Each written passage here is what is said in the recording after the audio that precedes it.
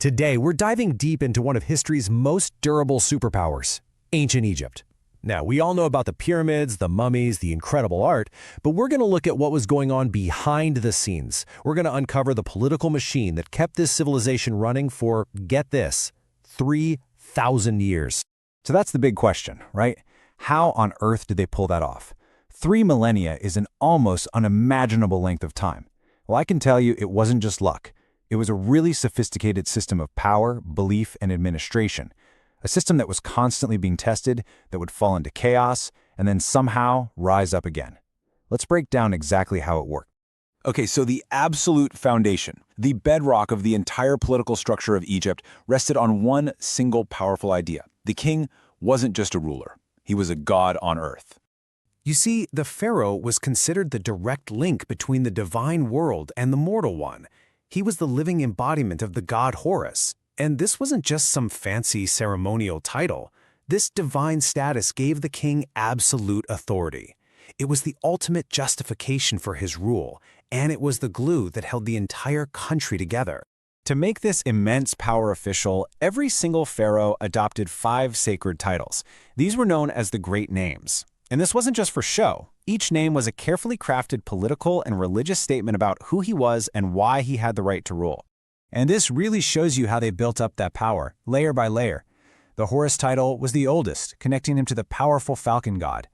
Then you had the Nepti title, or the 2 ladies, which symbolized his role as the unifier, protected by the patron goddesses of both Upper and Lower Egypt. The Nesut Bidi title was pretty straightforward, king of Upper and Lower Egypt. The Sarah title was huge. It literally meant son of Ra, the sun god himself. And finally, the Hor-Nub title, Horus Victorious, framed him as the triumph of order over chaos. It was like a 5-point resume for being a god on earth. But here's the thing.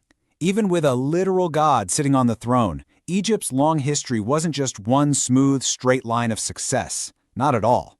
It was actually a really dramatic cycle of incredible highs and absolutely devastating lows. A constant rhythm of unity followed by total chaos. This timeline basically shows you the civilization's political heartbeat. You can see these strong, unified periods, the old, middle, and new kingdoms, where things were great, but they were always followed by these intermediate periods, which were times of collapse, division, and even civil war. If you want to understand Egyptian politics, you have to understand this cycle.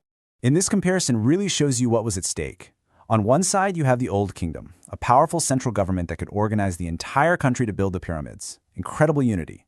On the other side, you get the first intermediate period where that central authority just completely disintegrates. You get internal wars and local rulers carving out their own little kingdoms. It's a total breakdown of the system.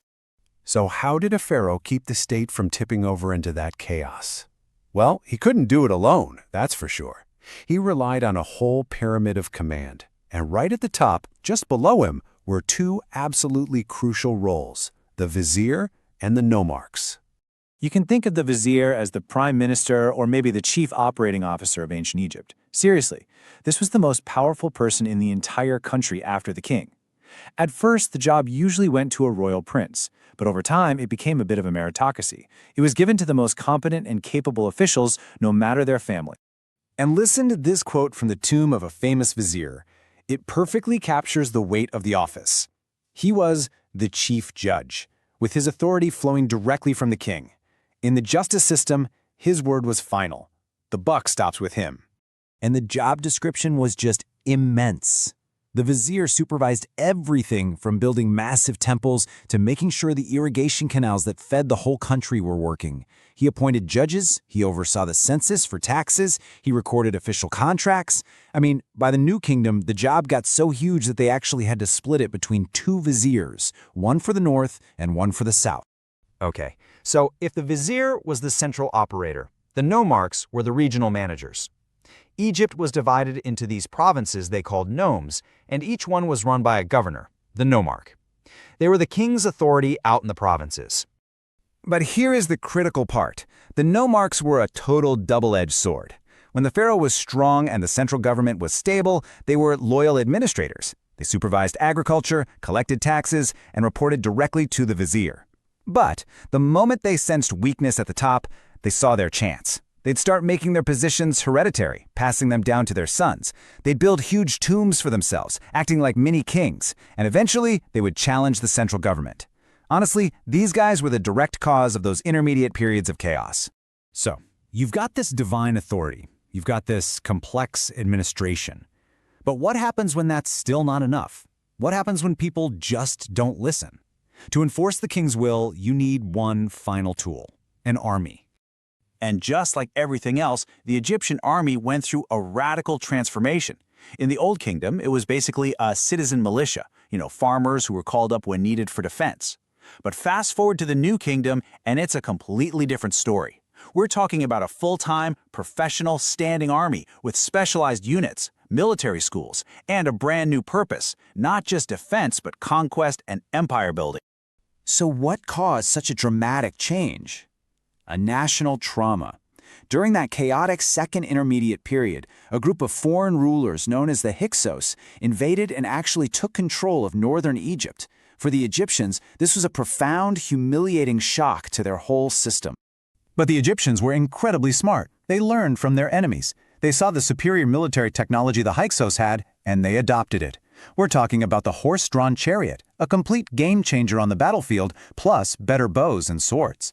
They mastered these new tools, used them to kick the Hyksos out, and then they turned that brand-new military machine outward to forge one of the greatest empires of the ancient world. Okay, so let's bring this all together. When you put all the pieces on the table, what does the political machine of ancient Egypt really look like? It's really this constant tense balancing act. At the very center, you have the divine authority of the pharaoh. That power is executed by the vizier, but it's constantly being tested by the ambitions of those regional nomarchs. And the tool that holds it all together, the thing that enforces the king's will and allows for expansion, is an army that had to learn, adapt, and evolve. And that leaves us with one last big question to think about. The entire Egyptian system, this incredible 3,000-year run, was built on the powerful idea of the divine king. So what happens to a civilization like that when that central unifying idea finally begins to fade away?